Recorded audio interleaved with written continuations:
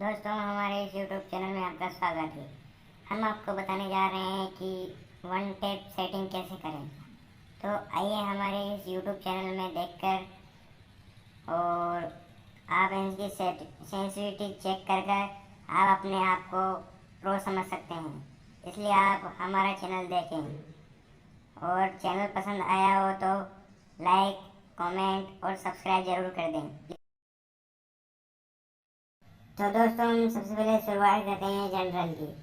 General हमको रखना है 37 और रेड डॉट रखना है हमको 75 और 2x स्कोप रखना है हमको 98।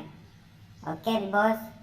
और 4x स्कोप करना है अपन को 100 और स्नाइपर स्कोप करना है अपन को 75 और फेस लॉक कर लेना है अपन को 98 सॉरी 95।